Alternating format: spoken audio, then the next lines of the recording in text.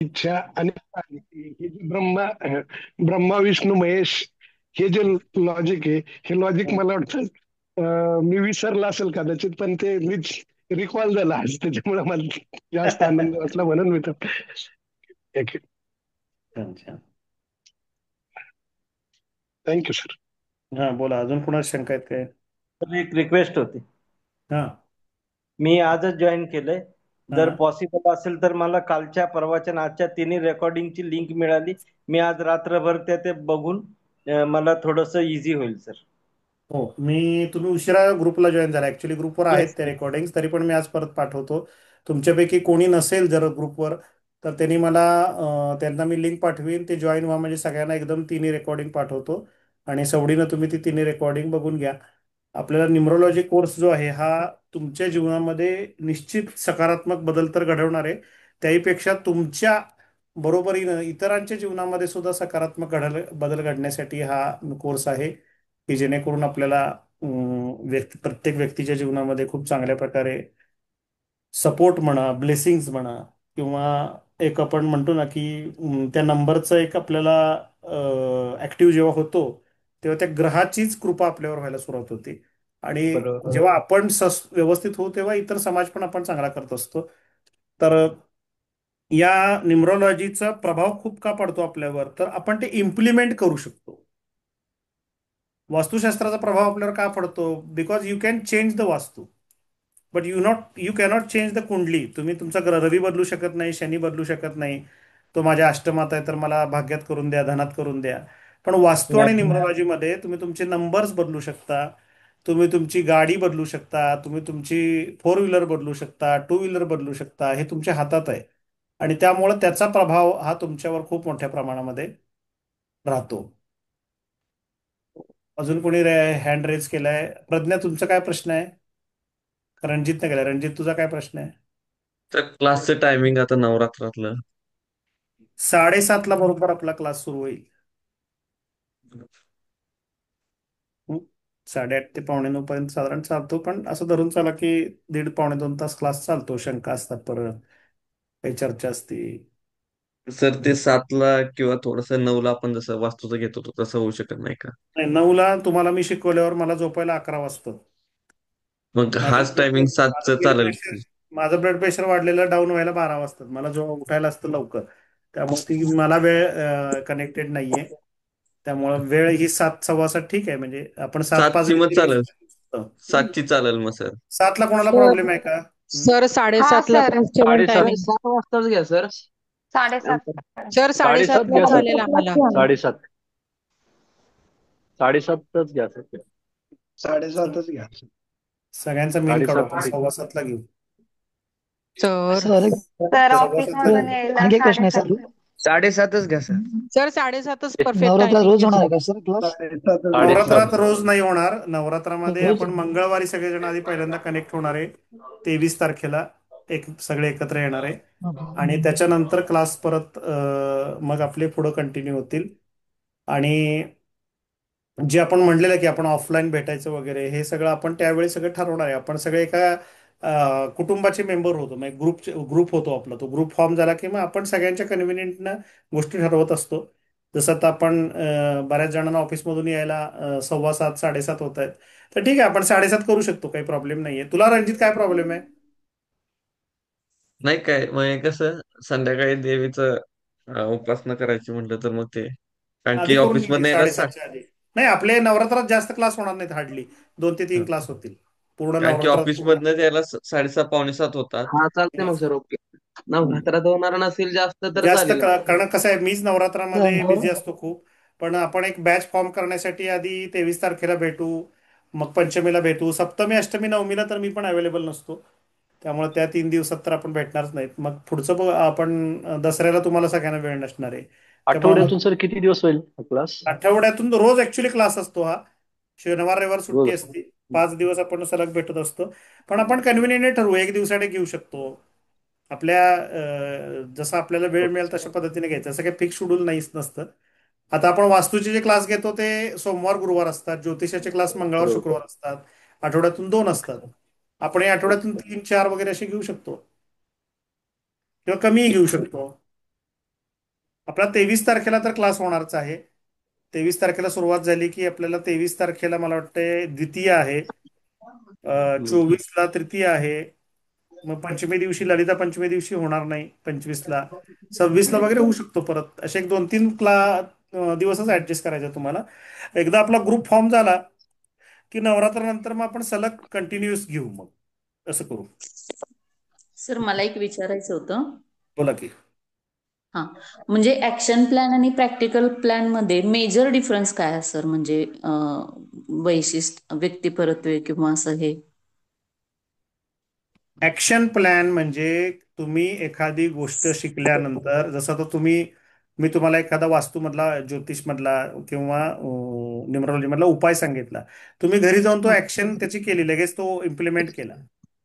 तुम्हाला ओके. डॉक्टरने सांगितलं तुमचं वजन वाढलंय, तुम्ही व्यायाम करा, दॅट इज ऍक्शन प्लॅन. हम्म. आणि प्रॅक्टिकल प्लेन म्हणजे काय?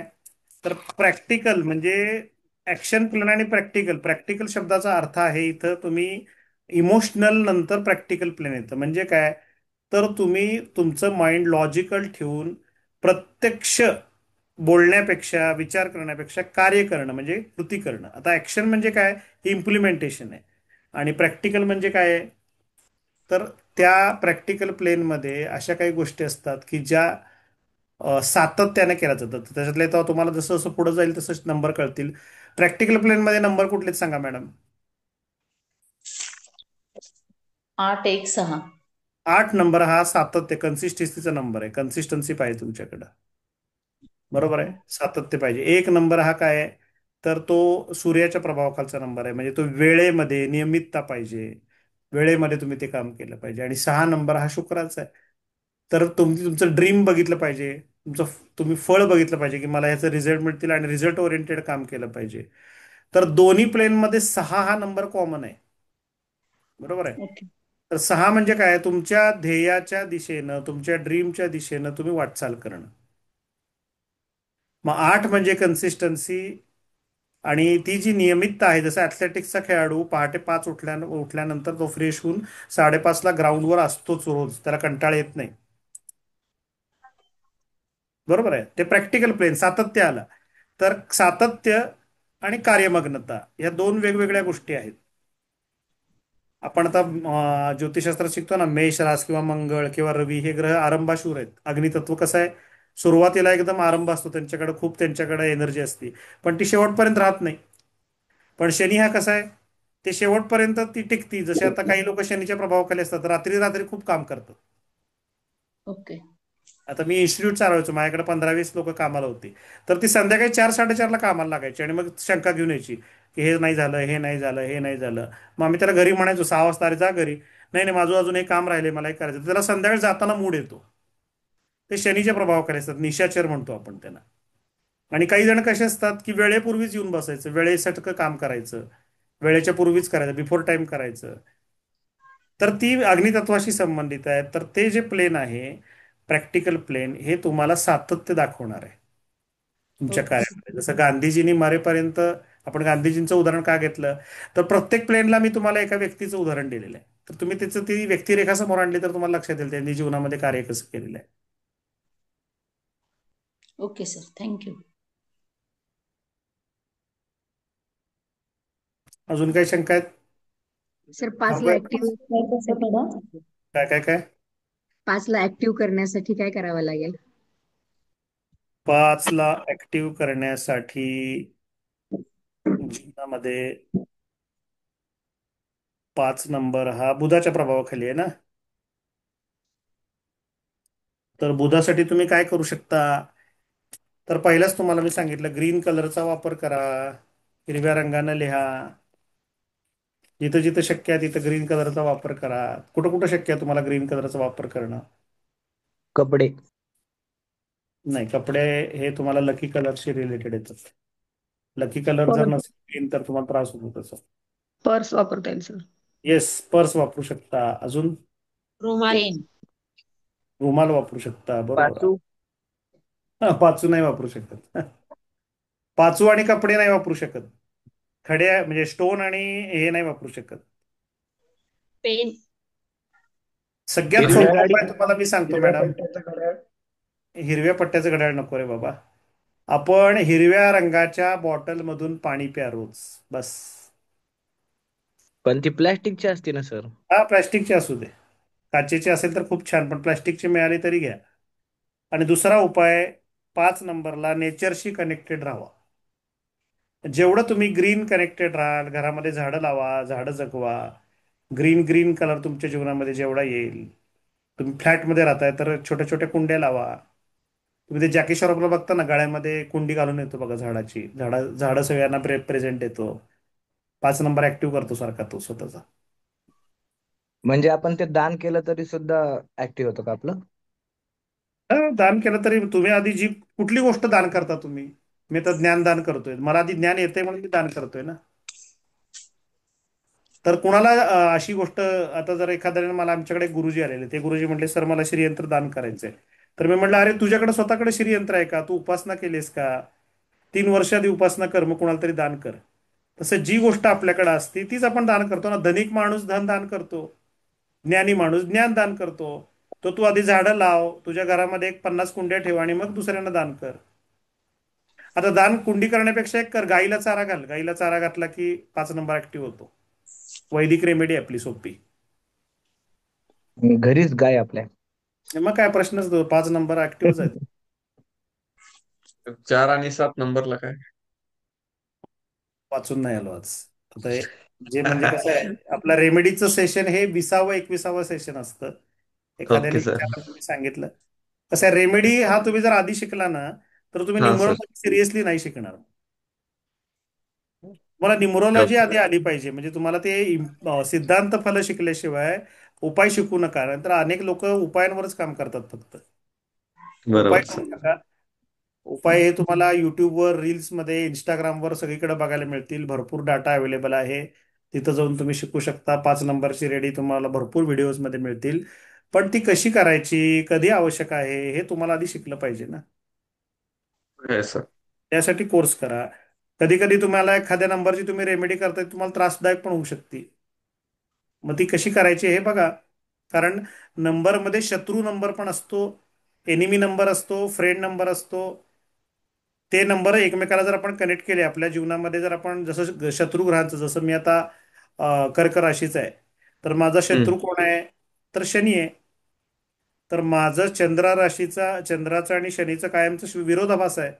तर मी शनीला ऍक्टिव्ह केलं तर काय होईल? माझ्या चंद्राला त्रास होऊ शकतो. बरोबर सर. Okay sir. मी जर कोणाला दुःख देऊन बोललो, कोणाला पीडा दिली, तर माझा चंद्र डिस्टर्ब होईल. तर मी तसं कधीच करणार नाही. सो रेमेडी देत असताना मित्र शत्रुता बघणं खूप गरजेचं असतं, जे आपण शिकलेलं नाही अजून. अजून खूप काही नाही. आपण आता ट्रायल घेतली, पिक्चर तो अभी बाकी आहे. लक्षात ठेवा की आपण अजून नंबर डिटेलमध्ये शिकलेलो नाहीये. तुम्हाला प्रत्येक नंबरचं कॅरेक्टर काय आहे, 1 नंबर काय, 2 नंबर काय, 3 नंबर काय, 4 नंबर म्हणजे काय, हे शिकायचं आहे. सिलेबस तुम्हाला सगळा दिलेला आहे ग्रुपवर. परत मी पाठवतो, परत व्हिडिओज पाठवतो. आजचे व्हिडिओ मात्र 2 पार्टमध्ये येतील. तुम्ही ते सावकाश पद्धतीने बघू शकता. प्रत्येक व्हिडिओचं क्लासचं लेक्चर आपण, व्हिडिओज जे आहेत हे पाठवत असतो युट्यूबवर. ते झाल्यानंतर आपल्याला त्या गोष्टी ज्या जास्तीत जास्त तुम्हाला मिळाव्यात या दृष्टीने आपण त्याची सोय केलेली असते. ठीक आहे, थांबूया आपण आज. आणि येस